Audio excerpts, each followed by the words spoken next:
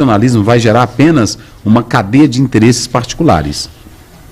Agora, quando eu cuido de pessoas por amor, aí vem o diferencial. Discípulos começam a discutir exatamente sobre poder e posição. Isso. Não é, no Senhor, no teu reino, na tua glória, quem vai sentar à tua direita, à tua esquerda. Eles queriam ali poder, posição, e Jesus chama eles à parte e dá essa palavra. Jesus diz assim, Marcos capítulo 10, verso de número 42.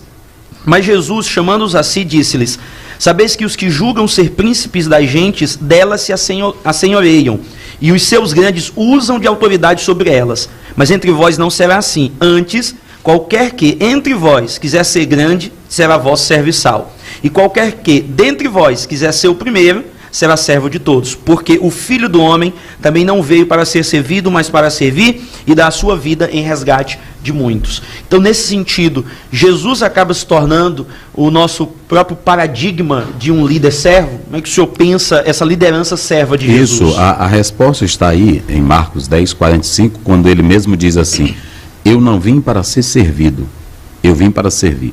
Você viu que ela pontuou aqui que a pessoa saiu da pureza. Vamos dar um exemplo no campo filosófico.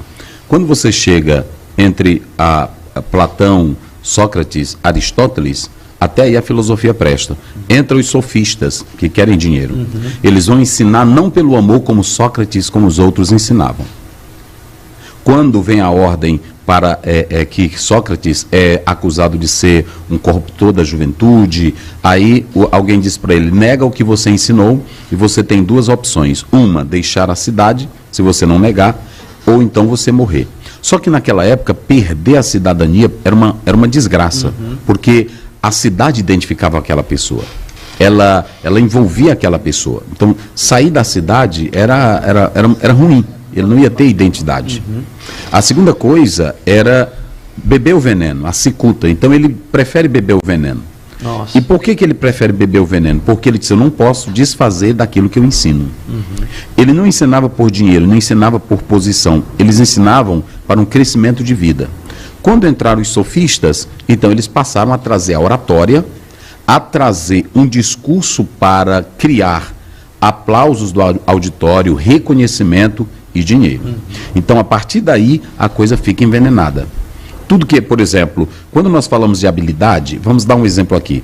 Se eu fizer um curso de como pregar bem, de como estudar a Bíblia, eu vou ter um curso.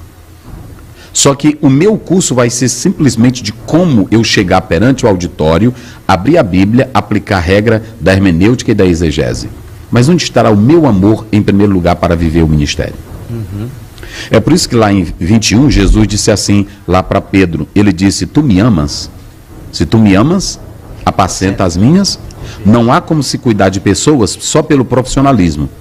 Porque o salário, Mateus 10, 8, 9 em diante, que Jesus diz: digno é o trabalhador do seu, ele é um reconhecimento. Ele é um reconhecimento. E aquele salário seria para o sustento daquele que faz a obra, mas não seria um sustento para o torná-lo milionário. Vocês entenderam? Que não é jamais a irmã missionária Soraya, não é isso? É Soraida. Soraida, ela falou aqui. Então é o seguinte: há muitos que tentam descaracterizar e dizer assim: viva por amor. Não, você tem que primeiro viver por amor.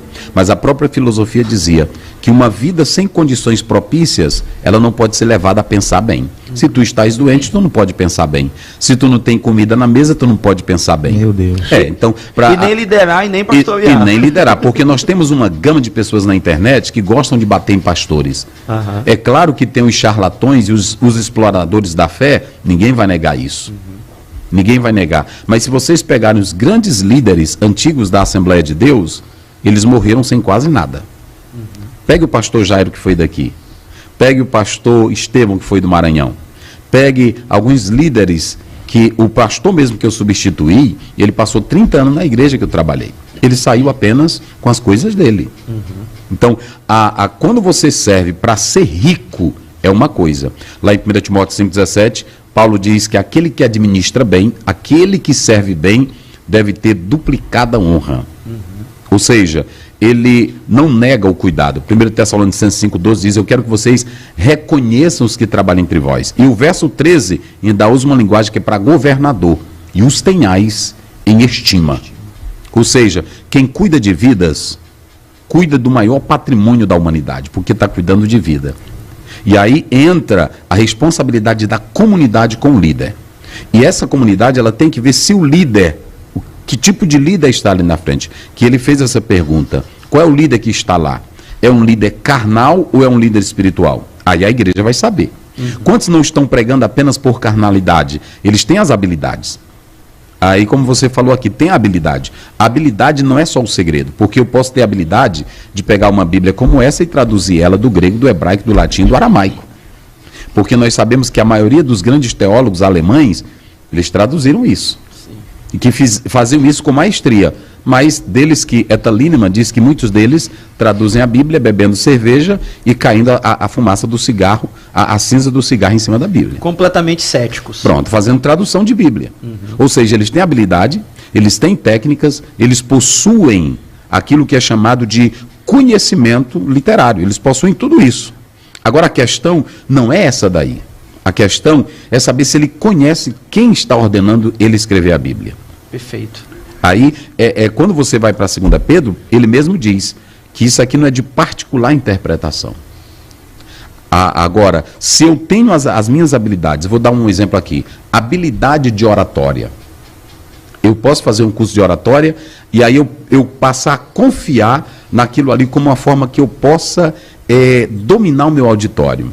Ou seja, eu vou chegar no auditório, eu tenho as minhas habilidades, eu tenho a minha voz, eu tenho a minha técnica e eu vou levar o povo à loucura. E vai sim, porque Cícero, quando você vê os grandes poetas romanos, eles não levavam textos para como nós levamos hoje, quando vamos pregar. Eles decoravam o texto e eles faziam aquele texto amálgamo, aquele texto como se fosse da essência deles. Era o grande poeta, não era aquele que levava o texto, era aquele que explicava o texto ou falava a poesia sem nenhum texto na mão. Eram os maiores oradores. Então, quando eles terminavam, a multidão estava hipnotizada e arrebatada. E aí aplaudia. Eles arrancavam aplausos, lágrimas, grito e choro. Tem pregador, com a habilidade que ele possui, a competência que ele possui pela oratória, pelos segredos, ele pode arrebatar o auditório,